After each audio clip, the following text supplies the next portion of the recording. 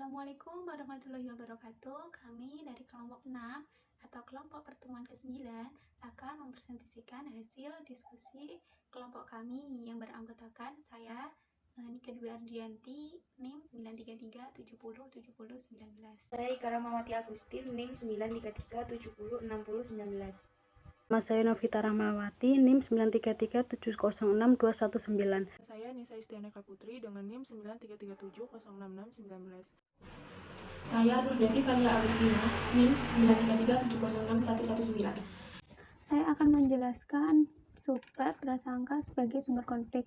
Saya awali dengan definisi prasangka menurut pandangan beberapa tokoh, yaitu satu, menurut Alport, prasangka merupakan suatu perasaan yang negatif pada seseorang dan mengacu pada sikap enggan bermusuhan terhadap suatu kelompok karena ia masih memiliki kualitas sebagaimana kualitas yang ada pada kelompok tersebut.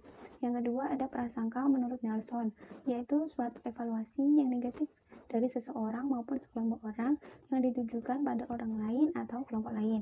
Yang ketiga, ada prasangka menurut Baron dan Beam, yaitu suatu sikap yang umumnya mengarah pada hal negatif terhadap anggota kelompok tertentu dan didasari oleh keanggotaan mereka sendiri.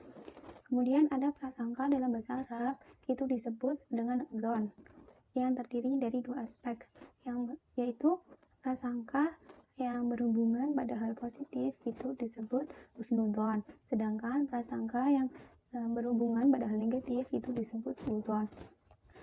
Prasangka atau dapat disebut sebagai sikap dalam menilai seseorang itu terbagi menjadi 3 komponen.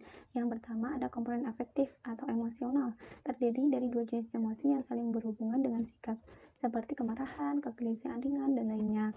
Kemudian ada komponen kognitif yang di dalamnya itu melibatkan keyakinan atau pikiran, kemudian akan membentuk suatu sikap. Yang ketiga ada komponen perilaku yang terkait dengan perilaku dan sikap pada umumnya.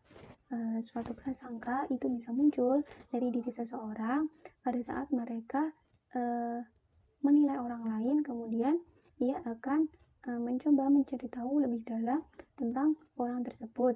Lalu setelah ia menerima informasi tersebut, ia akan persepsikannya sendiri. Sedangkan baik buruknya suatu persepsi itu tergantung pada seberapa banyak informasi yang ia terima. Jika informasi yang didapat sedikit, ditambah ia hanya melihat seseorang hanya pada satu sisi saja, maka secara tidak langsung persepsinya kepada orang lain akan membuatnya bias dan lama-kelamaan akan menimbulkan suatu konflik yang tidak terduga. Prasangka itu merujuk pada suatu struktur sikap umum dari komponen emosional. Karena apa? Dalam kehidupan prasangka itu didominasi oleh emosi-emosi atau unsur afektif yang kuat, sikap kaku, menetap cukup lama atau berdiam diri dalam jangka waktu yang lama. Nah, itu termasuk dalam prasangka stereotip atau prasangka yang ditujukan pada kelompok luar. Jadi, mengapa prasangka termasuk sumber konflik? Karena di dalamnya terdapat sikap negatif pada orang lain atau kelompok tertentu yang berdasarkan pada afiliasi atau persepsi orang ini dengan kelompok tertentu pada saat ia menilai seseorang atau kelompok tertentu. Baik, di sini saya akan melanjutkan penjelasan mengenai faktor penyebab terjadinya prasangka. Menurut Abu Ahmadi, ada beberapa faktor yang menyebabkan timbulnya prasangka. Yang pertama, prasangka itu timbul dalam rangka mencari kambing hitam. Seperti dalam berusaha, seseorang kan biasanya mengalami suatu kegagalan atau kelemahan. Nah, dari kegagalan tersebut, biasanya seseorang itu tidak mencari dalam dirinya sendiri, tapi pada orang lain.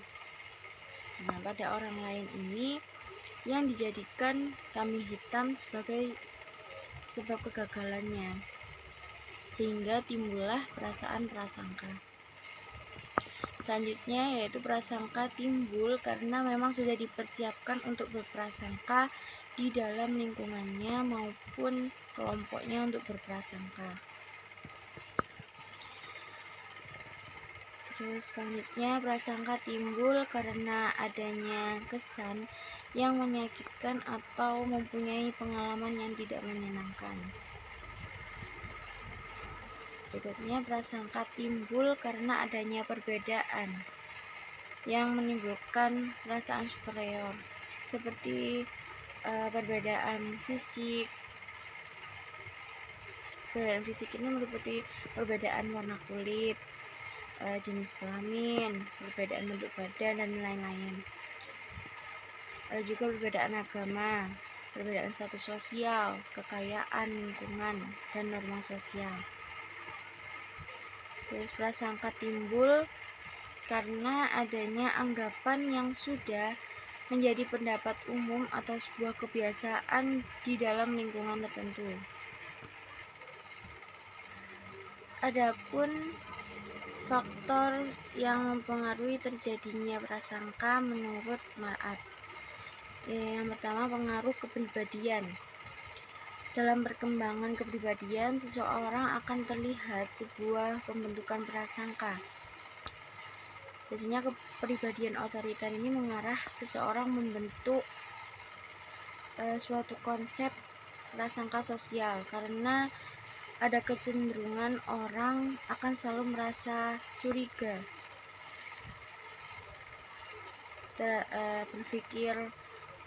berpikir dogmatis dan berpola pada diri sendiri. Selanjutnya, pendidikan dan status. Tingginya pendidikan status sosial seseorang akan mempengaruhi cara berpikirnya dan akan mereduksi prasangka sosial. Selanjutnya, pengaruh pendidikan anak oleh orang tua. Orang tua memiliki nilai-nilai tradisional yang dapat berperan sebagai famili, ideologi yang akan mempengaruhi prasangka sosial. Selanjutnya, pengaruh kelompok. Kelompok memiliki norma dan nilai tersendiri yang akan mempengaruhi pembentukan prasangka sosial pada kelompok tertentu. Berikutnya, pengaruh politik dan ekonomi. Pengaruh politik dan ekonomi juga banyak memicu terjadinya prasangka sosial terhadap kelompok lain, misalnya terhadap kelompok minoritas. Selanjutnya, pengaruh komunikasi. Komunikasi juga dapat berperan penting dalam memberikan informasi yang baik, dan sikap seseorang akan banyak dipengaruhi oleh media massa. Nah, komunikasi tersebut akan mempengaruhi pembentukan prasangka sosial di dalam diri seseorang. Selanjutnya, pengaruh hubungan sosial. Hubungan sosial dapat mempengaruhi atau mempertinggi pembentukan prasangka sosial. Misal dalam proses belajar, sebagai sebab terjadinya prasangka pada orang lain, maka orang tua berperan penting dalam hal ini, karena pengaruh orang tua itu paling besar pada tahap meniru di usia anak-anak dalam menanamkan perilaku prasangka kepada orang lain. Di sini saya akan menjelaskan tentang sumber-sumber terjadinya suatu konflik. Sumber utama terjadinya suatu konflik adalah adanya perbedaan kepentingan antar individu maupun kelompok. Sumber konflik juga dapat terjadi dari dalam dan luar individu. Dari di individu misalnya adanya perbedaan tujuan, nilai, kebutuhan, serta perasaan yang terlalu sensitif sehingga dapat menimbulkan prasangka. Sedangkan dari luar diri individu, misalnya adanya tekanan dari lingkungan, persaingan, serta langkahnya sumber daya yang ada. Sumber konflik yang terjadi antar manusia sangat beragam, sehingga sulit untuk dideskripsikan secara jelas dan terperinci sumber dari suatu konflik itu. Jadi, sumber konflik dapat muncul dari diri sendiri, lingkungan, atau orang lain yang memiliki perbedaan sikap, opini, cara, tujuan, atau sistem nilai yang dianutnya. Dilihat dari sisi sosiokultural, maka sumber konflik dapat dibagi menjadi beberapa bagian, yakni yang pertama, perbedaan individu. Setiap manusia merupakan individu yang unik, yang artinya setiap orang memiliki pendirian dan perasaan yang berbeda-beda satu dengan lainnya. Perbedaan pendirian dan perasaan akan sesuatu hal atau lingkungan yang nyata ini dapat menjadi faktor penyebab suatu konflik sosial. Sebab dalam menjalani hubungan sosial, seseorang tidak selalu sejalan dengan kelompoknya. Misalnya, ketika berlangsung pentas musik di lingkungan pemukiman, tentu perasaan setiap warganya akan berbeda-beda. Ada yang merasa terganggu karena berisik, tetapi ada pula yang merasa terhibur. Yang kedua, perbedaan latar belakang kebudayaan. Seseorang sedikit banyak akan terpengaruh dengan pola-pola pemikiran dan pendirian kelompoknya. Pemikiran dan pendirian yang berbeda itu pada akhirnya akan menghasilkan perbedaan individu yang dapat memicu suatu konflik. Yang ketiga, perbedaan kepentingan antara individu atau kelompok. Manusia memiliki perasaan, pendirian, maupun latar belakang kebudayaan yang berbeda. Oleh sebab itu, dalam waktu yang bersamaan, masing-masing orang atau kelompok memiliki kepentingan yang berbeda-beda pula. Terkadang seseorang dapat melakukan hal yang sama, namun memiliki tujuan yang berbeda-beda. Yang keempat, perubahan-perubahan nilai yang cepat dan mendadak dalam masyarakat. Perubahan adalah sesuatu yang dianggap wajar terjadi. Tetapi jika perubahan itu berlangsung cepat atau bahkan mendadak, perubahan tersebut dapat memicu terjadinya konflik sosial. Misalnya pada masyarakat pedesaan yang mengalami proses industrialisasi yang mendadak akan memunculkan konflik sosial sebab nilai-nilai lama pada masyarakat tradisional yang biasanya bercorak pertanian secara cepat berubah menjadi nilai-nilai masyarakat industri. Nilai-nilai yang berubah itu seperti nilai gotong royong berganti menjadi nilai kontrak kerja dengan upah yang disesuaikan menurut jenis pekerjaannya. Menjelaskan mengenai contoh dari prasangka yang menimbulkan konflik yang terjadi di Indonesia. Contohnya ialah prasangka yang terjadi pada etnis Jawa yang bertransmigrasi ke tanah Papua. Bagi masyarakat Papua, para pendatang khususnya pendatang suku Jawa dipandang sebagai penjajah. Mereka memanggil orang Jawa dengan sebutan Amber, yakni sebagai bentuk pengkategorian kelompok yang dibenci.